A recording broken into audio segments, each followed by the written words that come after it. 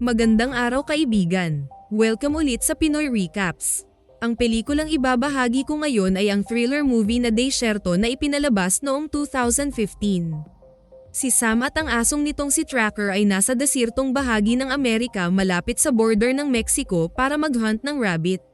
Nang mga oras ding iyon, isang pickup truck ang naglalakbay sa desierto ng Mexico para lumapit sa border ng Amerika. Puno ito ng mga Mexicans na gustong pumasok sa katabing bansa pero sa illegal na paraan.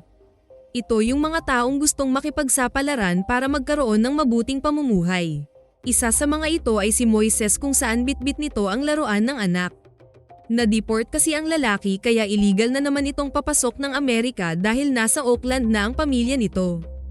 Tumunog ang voice recording ng stuffed toy kaya pinagtitinginan siya ng mga kasama. Kasama din sa mga migrant si Adela at Ramiro, ang kakilala ng magulang nito na proteksyonan umano ang babae.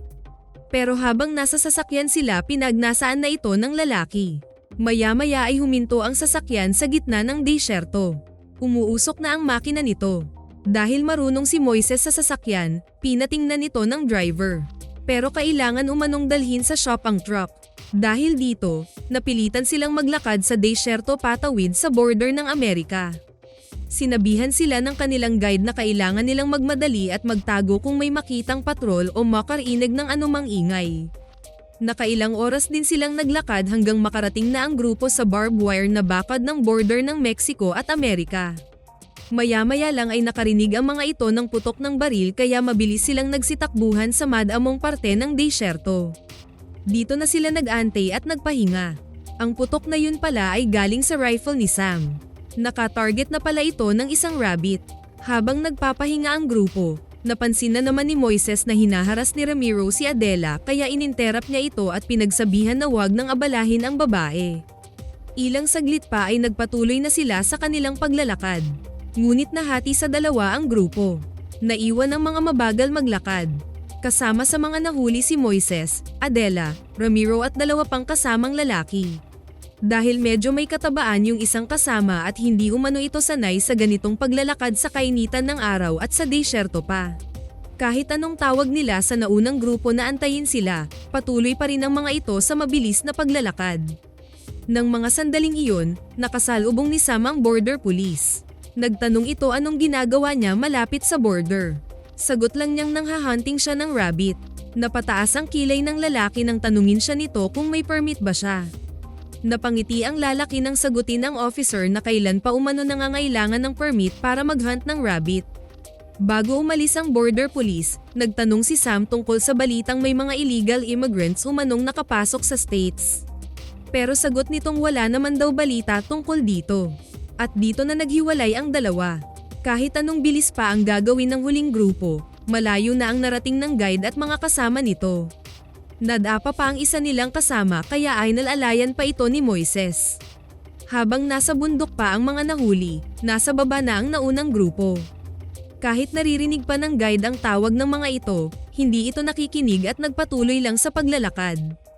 Ang hindi alam ng mga ito, iyon na pala ang huling araw nila sa mundo. Walang nagawa ang grupo nila Moises kundi tingnan ang mga kasama na papalayo. Pero maya-maya lang ay nagtago sila sa kinatatayuan dahil nakita nila ang pick-up ni Sam sa paanan ng bundok. Huminto si Sam at bumaba. Napansin ng lalaki ang isang panyo sa di kalayuan kaya pinaamoy niya ito sa kanyang aso. At inutusan itong hanapin saan nagpunta ang may-ari ng panyo. Sinundan ni Sam si Tracker at dito na niya nakita ang mga illegal immigrants. Patakbong bumalik sa pick-up ang lalaki at kinuha ang rifle nito. Umakyat ito sa mataas na bahagi sa malapit at pamwesto. Dito na isa-isang binaril ni Sam ang mga Mexican sa baba. Kahit tumakbo pa ang mga ito, natatamaan pa rin niya. At nang mapatay na niya lahat, sinabi nitong welcome to the land of the free.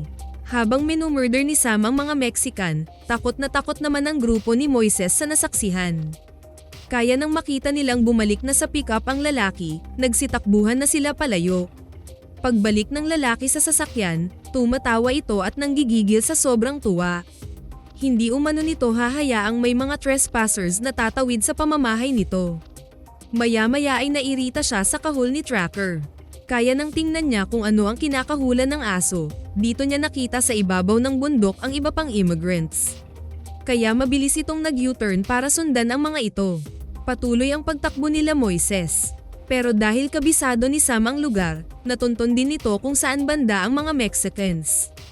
At pinahabol ng lalaki si Tracker habang nakasunod naman ito sa aso. Maya-maya ay nahuli sa takbuhan si Ramiro dahil nahulog ang bag nito. Kaya dito na ito naabutan ng aso at nilapan ng buhay. Gusto itong tulungan ni Adela pero pinigilan ni Moises ang babae at patuloy sila sa pagtakbo palayo. Mabilis silang umakyat sa mataas ng lugar pero nahabol pa rin sila no Tracker. Hanggang umakyat na sila sa mga bato.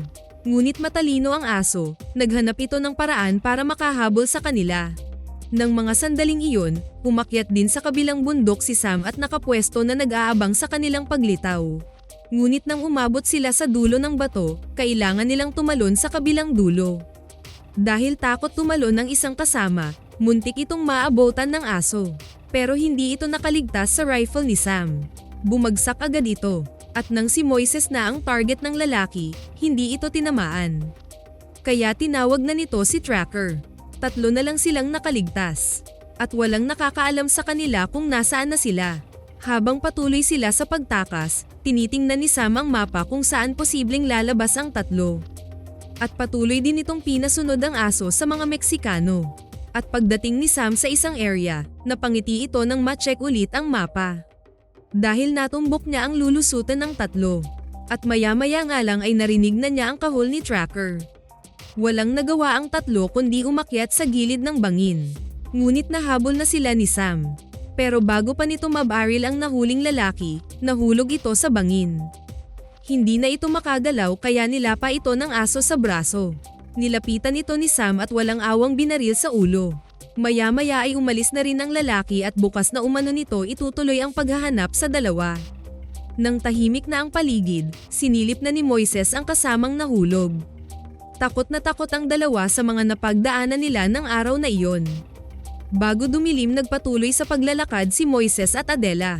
Dito nalaman ng lalaki na pinilit pala ng ama si Adela na tumawid sa border dahil delikado umano ang kanilang lugar. Kaya nagkwento na din si Moises tungkol sa buhay niya bakit gusto niyang bumalik sa Amerika. Kinaumagahan, nakita ni Adela sa di kalayuan ang pick-up ni Sam. Nakadiskubre din ng babae ng area na maraming ahas kaya nakaisip ito ng paraan paano maisahan ang lalaking humahabol sa kanila. Nagplano ang dalawa na nakawin nila ang sasakyan ni Sam. Pero bago nila gawin iyon, kailangan muna nilang linlangin ang aso ng lalaki. At magagawa nila yun sa tulong ng teddy bear ni Moises. Habang nagliligpit si Sam, biglang tumakbo palayo si Tracker.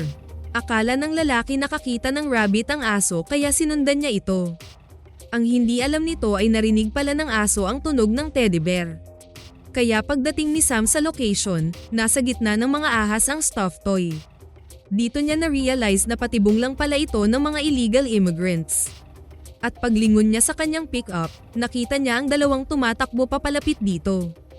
Pero mabilis na ding bumaba si Tracker para habulin ang mga ito. Sinubukang barilin ni Sam ang dalawa pero hindi niya ito tinamaan.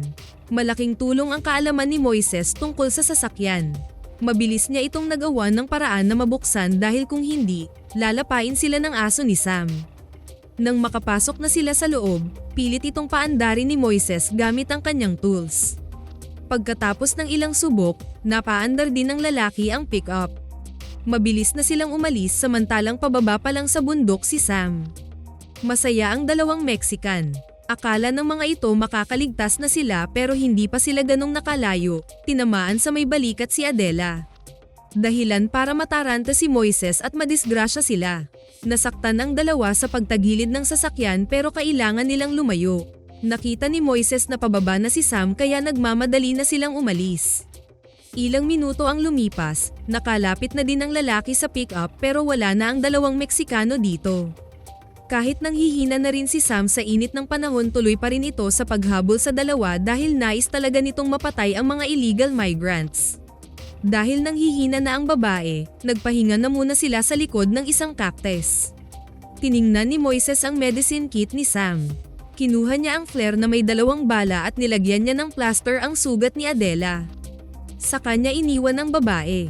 Dahil kung hindi umano siya aalis, parehas silang mamamatay. Takot na si Adela dahil nararamdaman niyang malapit na ang lalaki at aso nito sa kanya. Hindi talaga makakalayo ang mga ito dahil matalas ang pang-amoy ni Tracker. Naamoy nito ang patak ng dugo ng babae sa daan.